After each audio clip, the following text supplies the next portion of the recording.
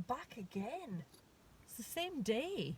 I looked more glamorous earlier because I still had my lipstick on and I was ready for work, which I then didn't need to go to. Here we are again, and the reason being, I went to see another film.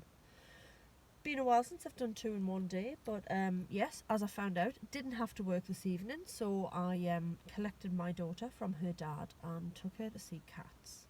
Now, I'll be honest, I wouldn't have bothered, but Eva really wanted to see it, and to be honest, I wanted to have my own opinion because obviously the reviews, I mean, they're not great. And by not great, I mean people are literally calling it one of the worst films ever made, one of the worst films of the decade. So I did want to have my own opinion, and I went in with very, very, very, very low expectations, and as a result, I didn't hate it. I think a lot of people are going at it with their claws out, pun fully intended. You know, they want almost wanting to hate it, and I didn't want to hate it. I just wanted to experience it for myself. So, here's the thing, right? It's weird. I mean, really, really weird. However, I saw the stage production of Cats in London in 1995 on a school trip, no less. Guess what? That's weird as well, because that is grown-ass men and women in very tight lycra and cat makeup prowling about and rubbing up against each other and behaving like cats. And that's weird. It's quite an odd spectacle to behold. I get that that's the point, but it's quite odd. And also, I remember from that school trip that in the interval, one of the girls from my school went, well, it's all right, but there's not much of a storyline. And I'm like, that's because it's based on a book of poetry. It's not based on a book. See, I was a pedantic pain in the arse even at like 13. So they have attempted to weave some sort of storyline through this. And the sort of central character that they've picked, that they've created to sort of be your eyes and cat ears, is a cat called Victoria, and she's played by a newcomer called Francesca Hayward. And again, she is somebody that I can say positive things about. She is very pretty, even as a cat. She's obviously a very skilled ballet dancer, so that element of it is interesting, and she's got a lovely singing voice. I really do want to focus on the positive. So yeah, it's weird. However, they've done their best to weave a story through it to link all the songs together. And once you kind of get past, if you can, the fact that they are humans with cat bodies but still hands, if you can just sort of put that to one side almost, it's reasonably watchable. The dance and the movement is really impressive. Her particularly, Francesca Hayward particularly, because she's clearly a trained ballerina, so her movement and dance is beautiful. There's a tap dancing sequence which I enjoyed immensely once my brain had stopped going, but that's cats wearing shoes and that's weird. I liked James Corden. I generally do like him. I know he's a bit of a divisive character and some people can't abide him, but I like him, so I liked him in this. I really don't like Rebel Wilson, and as a result didn't like her in this. Taylor Swift rocks up just to sing one song, but she sang it very well because, you know, she's got a feral set of pipes on her, a Swiftie. So yeah, like I say, I didn't hate it. It's weird, but not bad weird. What else can I say that's positive? I quite enjoyed Magical Mr. Mistopheles. That was a standout. That's one song that I remember very clearly from going to see it. So I enjoyed the performance of that. I love Ian McKellen dearly, but when you have Gandalf levels of gravitas in your voice and your tone, and you're also whiskered and cat-eared. It's just, again, odd. But he was still Ian McKellen, wasn't he? Judi Dench, love a bit of the Dench, you know, genuine screen legend, played Old Deuteronomy. She was fine until the sort of end sequence where she's talking straight down the camera about being a cat. That I could have done without. That bit could definitely get in the bin. I was done by that point. Idris Elba plays McCavity.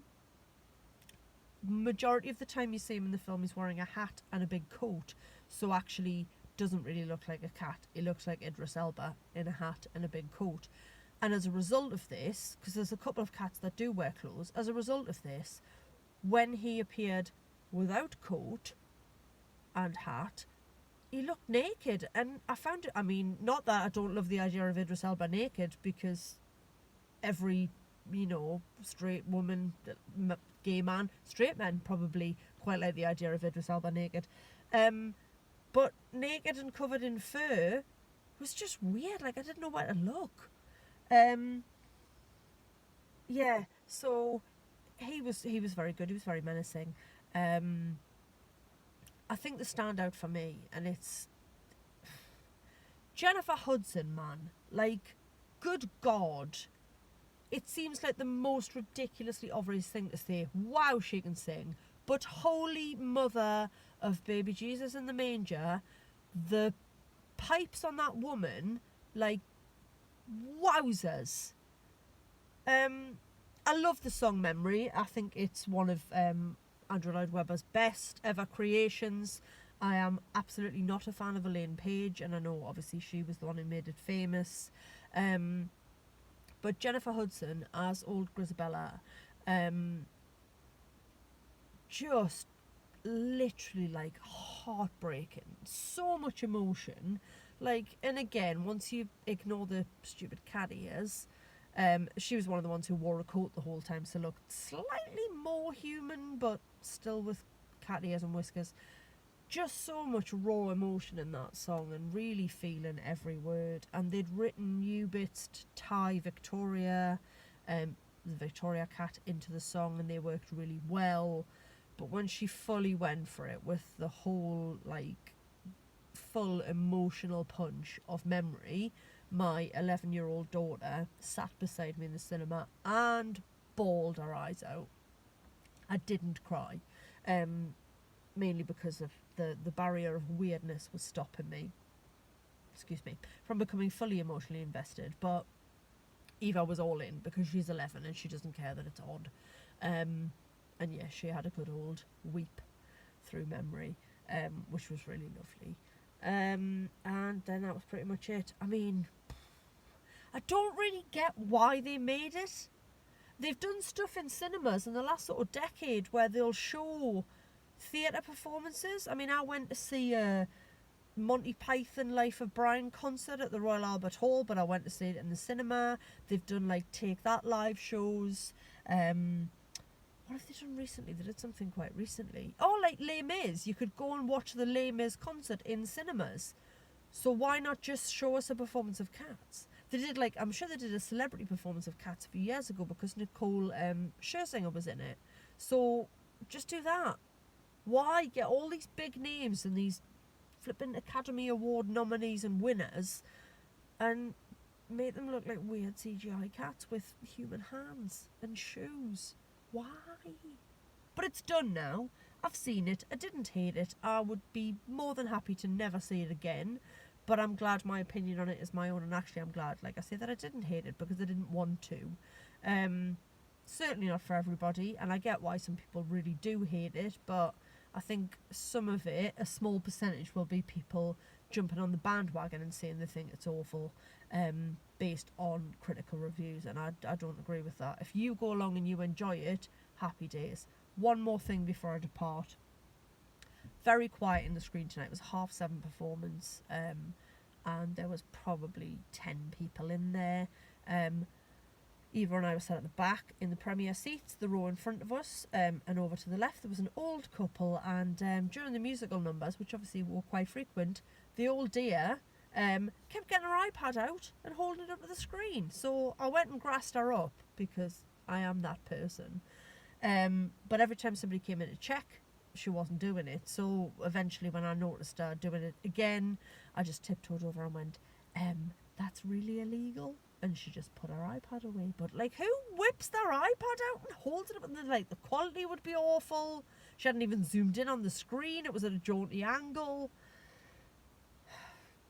Who knows?